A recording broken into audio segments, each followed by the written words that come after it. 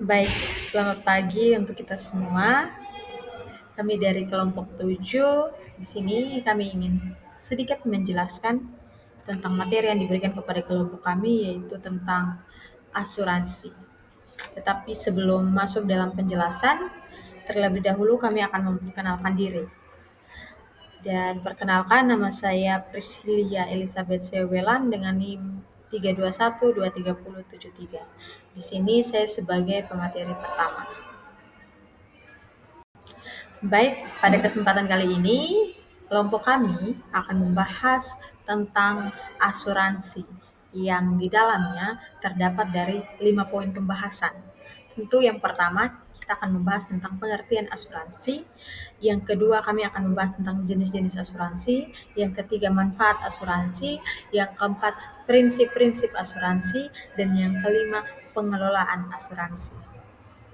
Nah, kita langsung saja masuk dalam pembahasan tentang asuransi.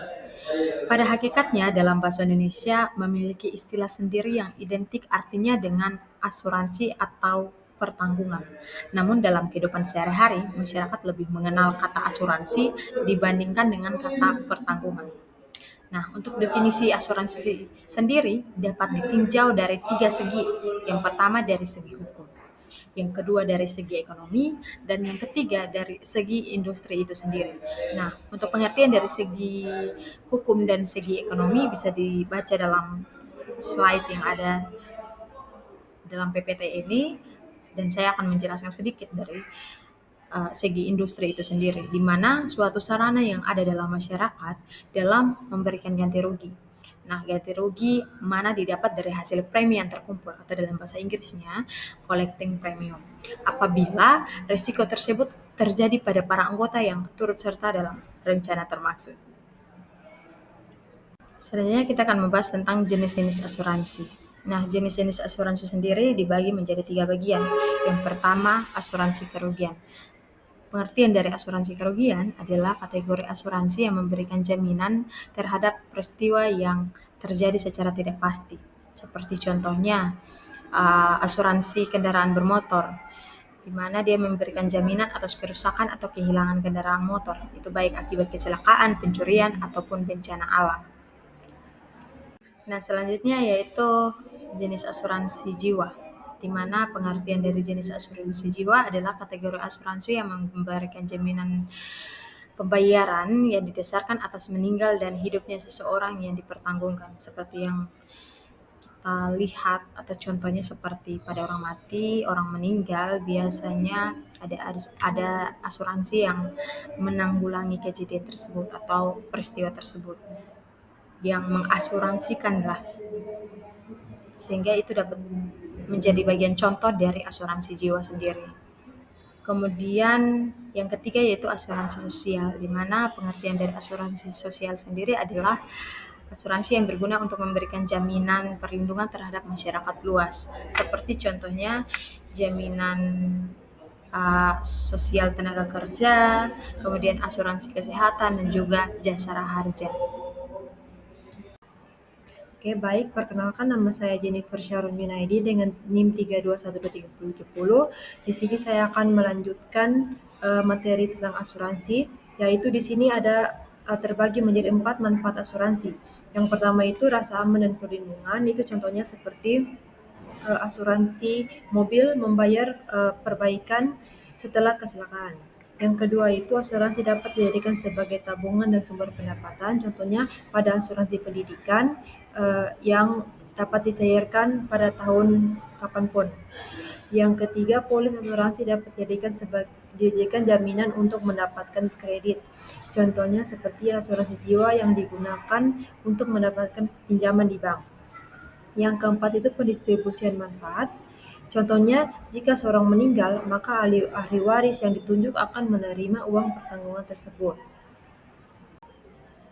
Nah, selanjutnya di sini ada prinsip-prinsip asuransi. Nah, prinsip asuransi sini dibagi menjadi 6 bagian.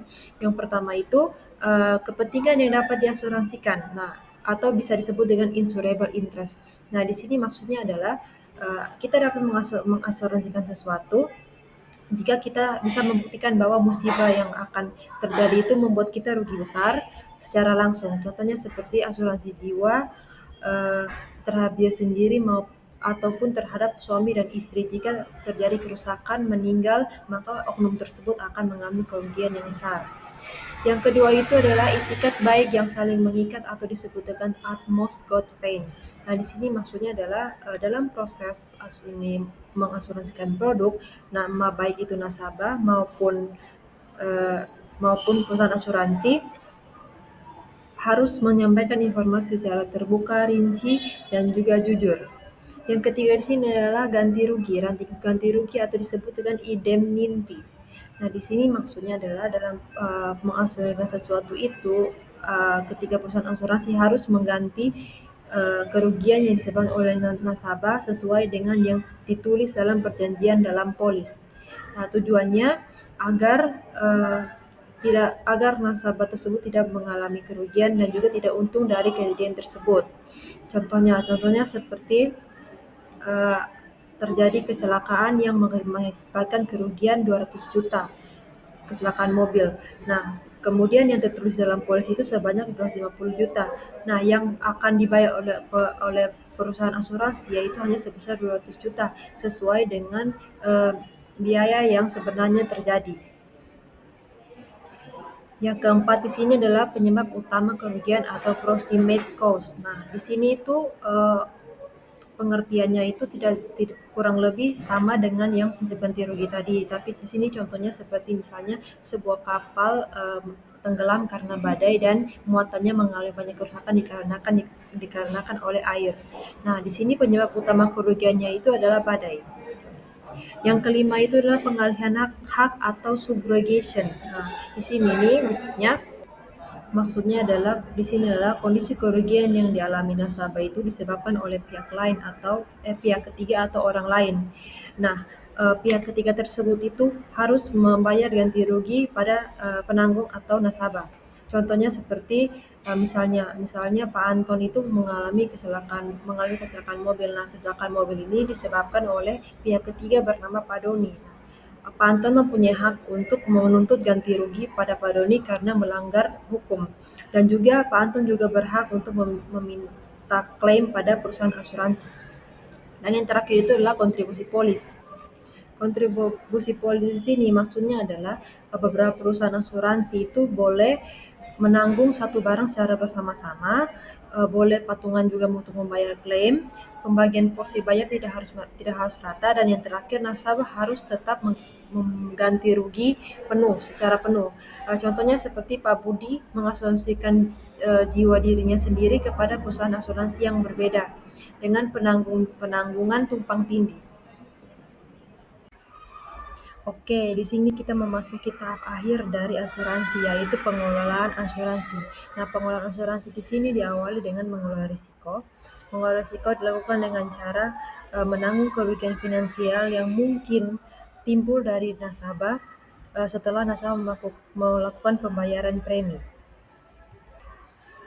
Kemudian premi yang sudah terkumpul itu dikumpulkan menjadi sekumpulan dana yang nantinya akan menjadi tujuan dari perusahaan asuransi, yaitu untuk memberikan perlindungan dan juga akan untuk membayar klaim di masa depan.